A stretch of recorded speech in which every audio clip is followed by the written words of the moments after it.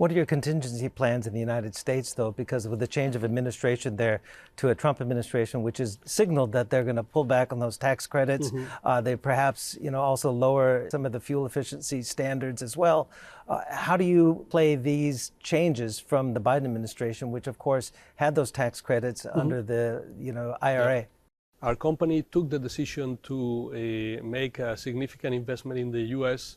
During the previous Trump administration. We haven't invested in the U.S. because of IRA or because of incentives in general. It's not a good policy to just simply make an investment because of incentives, because they can come and go, right? So as such, we believe that the U.S. market is the most important for us today, and it's going to continue to be the most important in terms of not only the absolute, but also the growth.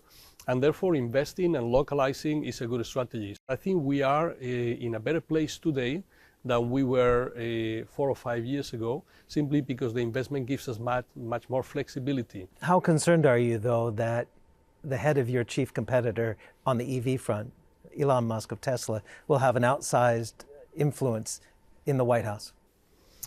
I don't see that as a concern, honestly. So if anything, I think having someone who is very close to the U.S. industry and to the EV world, I think it should be positive for the industry, because I think it's in his own interest and probably it's in the interest of the country to trigger investments and growth, and also to ensure that we maintain competitiveness in our country vis-a-vis Chinese and other competitors, right? So I think that is positive. You're a former senior executive at Nissan. As an outsider now, as a competitor, that potentially that merger could uproot you from that third position as the largest OEM. What kind of threat would a merger between Honda and Nissan be? Basically, for us, being number 3, being number 4, being number 2 is not an objective per se. Our key objective is to provide to our customers with the best product, the best technology, which is safe, the best customer experience. The industry today is more competitive than it's been in the past. Already a few years back, there were a lot of talks and a lot of commentary about consolidation as one potential solution to maintain profitable operations.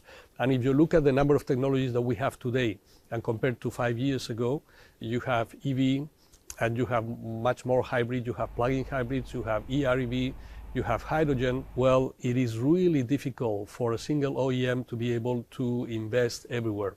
So I think we need to be smart in where we invest our money, but at the same time, you cannot lose the opportunity to get access to the best available and future technology by just doing the things by yourself.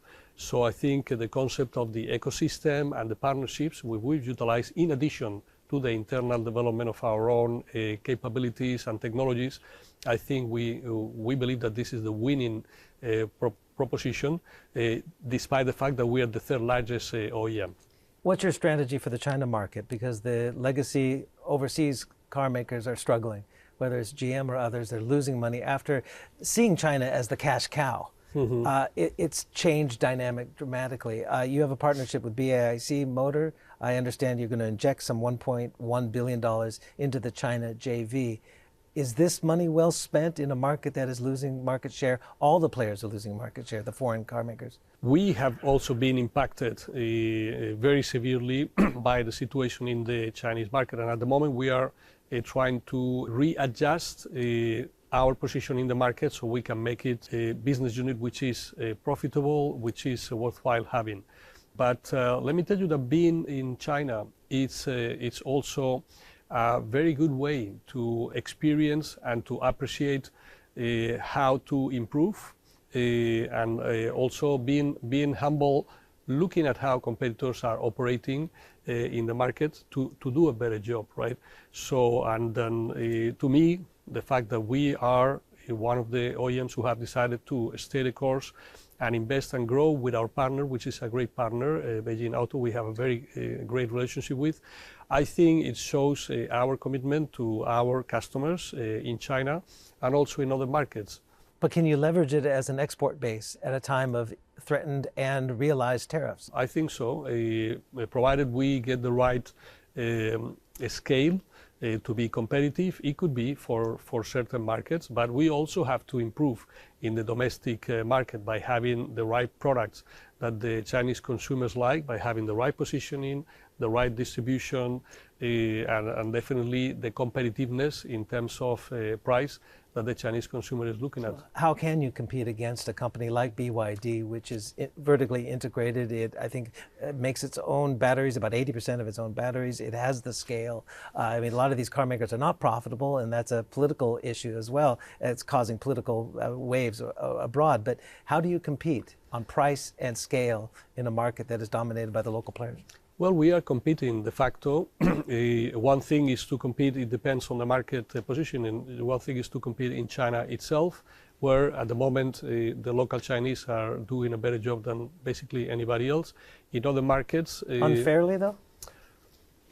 Nobody really knows, but we do our best within the rules always. But I would say in other markets like Europe, well, we have them as a competitor, and we do better than them. You go, for example, Brazil, Latin American markets. We just finished the year, and we became number 4 when the Chinese have sold more cars in Brazil than ever in the history. So we are de facto competing with them, and that they are not shortcuts, they are not tricks that you can apply. So you need to be very consistent in terms of having the right economies of scale, having a good quality production capabilities at good cost. Let's talk about the local situation here right now. Obviously, there's some political unrest here in South Korea with President Yoon under fire. He's been impeached. There's a lot of political uncertainty right now in the presidential office. How is that potentially going to impact consumer sentiment? And as well, it's hit the won quite a bit. First of all, well, I'm not in the politics in any market, and also not in Korea. We're watching carefully, obviously, and then we're focusing on our business where we have not seen any impact so far. We continue to focus on delivering the customer promise, and then hopefully the situation will be clear very soon. But meanwhile, we focus in every single market, doing our very best for our consumers.